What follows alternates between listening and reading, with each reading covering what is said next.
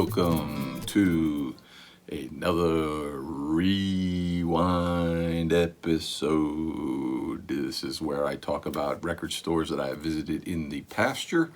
And today we were talking about independent records in Colorado Springs, Colorado. What a coincidence. I visited there in November 2017. I was out there working on a TV production and had some free time and decided to go to a local store. Independent Records is what I found, and it's a really good store there. Really big, good selection, really good prices. Sort of a little bit of a head shop as well, you know, for your certain kind of paraphernalia, if you know what I mean. Really liked the store. Like I said, it was really good selection. They got sort of like some bargain stuff there as well. I believe there's 2 locations. I know there was, I don't know if there still is, but I think there are 2 locations. But the one I visited obviously was in Colorado Springs. So without further ado, let's see what I picked up. From 2003, we get Dressy Bessy and their self-titled album. This isn't their debut, but it is self-titled. I mean, I was never crazy about that when bands do that. Like, it's one thing if your debut is self-titled, but you know, after a couple, I feel like then, sorry, you cannot self-title your album anymore. Hate to break the news to you. I discovered Dressy Bessy. There was a song on this album, Just Once More, and I had this record sort of on like my list of records to kind of keep my eye out for. So when I go in a record store, I'll kind of pull out my list and just go and refresh my memory. I'm looking for those.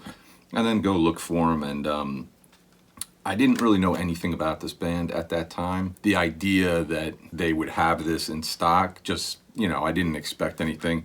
And I go looking, and there it is. They have this this record, and it surprised me. But then I found out after the fact that this band's actually from Colorado. So now it doesn't seem as surprising that Independent had this in stock, you know.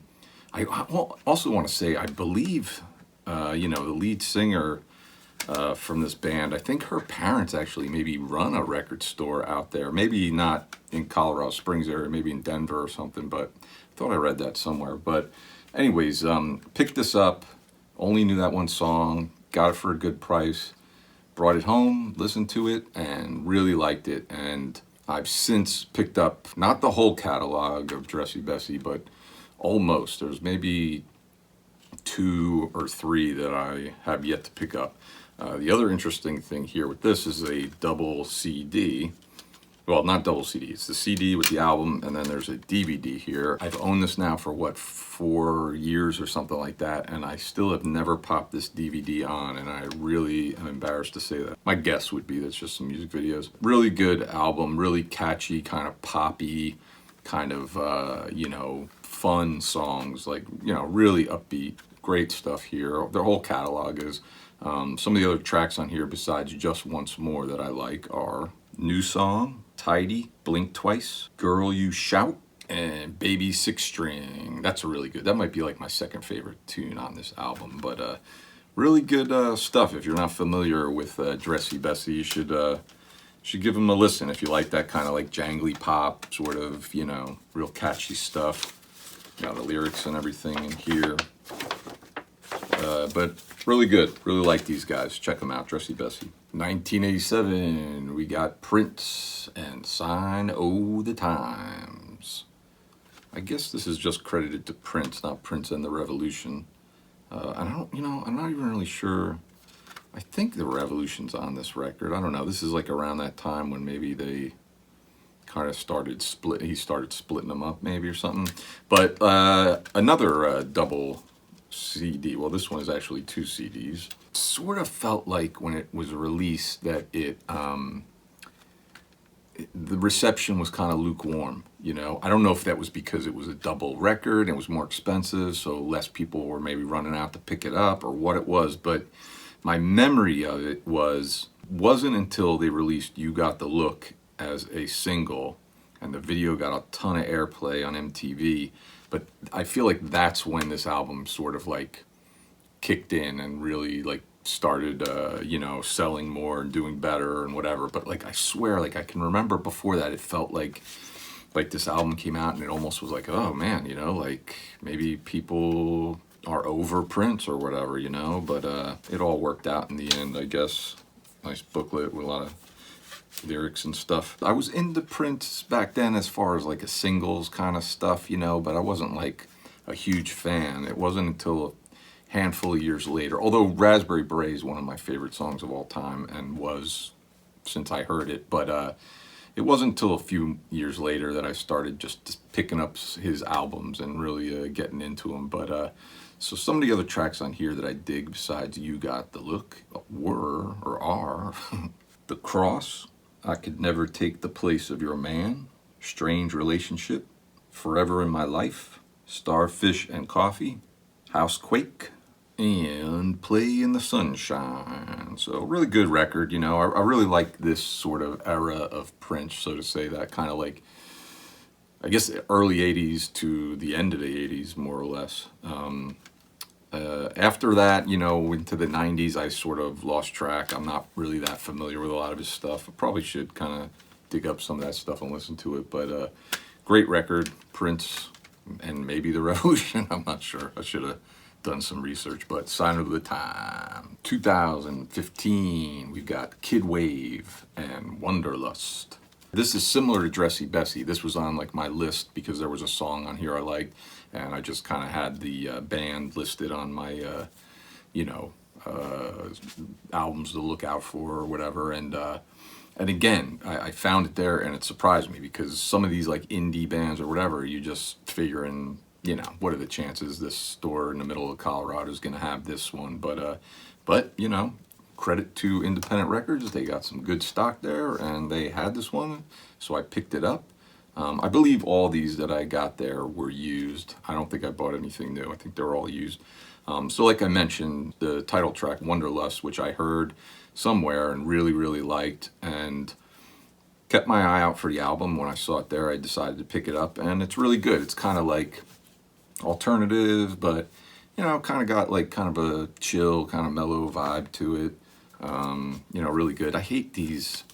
Sometimes they do digipacks really well, and then sometimes ones like this, I don't know. I kind of almost would have preferred like a jewel case. It's just so thin and just a few little credits in there. It's like that wallet thing where you got to slide the disc out. I always feel like I'm going to scratch the disc doing that, but it's the way it is now. It's certainly better for the environment, right? But so besides Wonderlust, some of the other tracks on here that I like, I'm Trying to Break Your Heart, Free Ride, Sway, All I Want, Walk on Fire, and Gloom. That's Wonderlust by Kid Wave. I don't really know too much else about this band. This was 2015.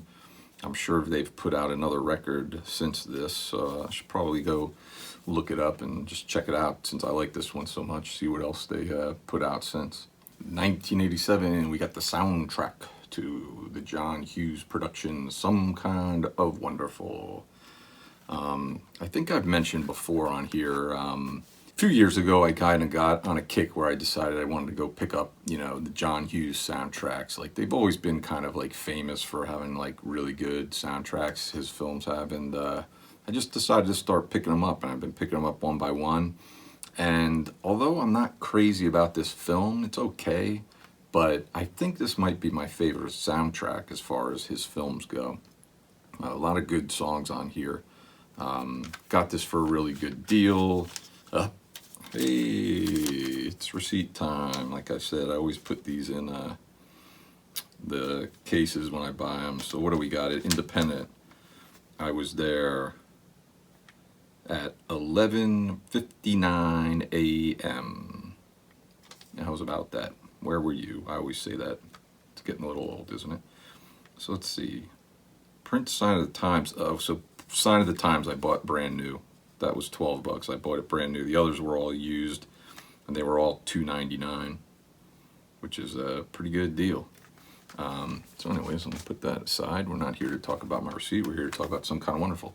So yeah, like I mentioned, I think this is my favorite soundtrack of all the John Hughes. I think Out of all the ones released, a couple of them don't have like official soundtracks, but I think I have all of them, and I think this is my favorite.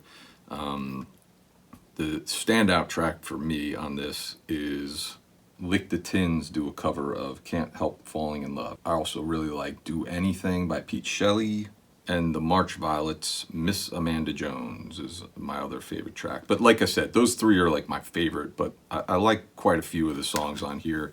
You know, you also have this band Furniture, which was really good. Jesus and Mary Chain are on here. Flesh for Lulu's on here. It's a good one if you are looking for some John Hughes stuff.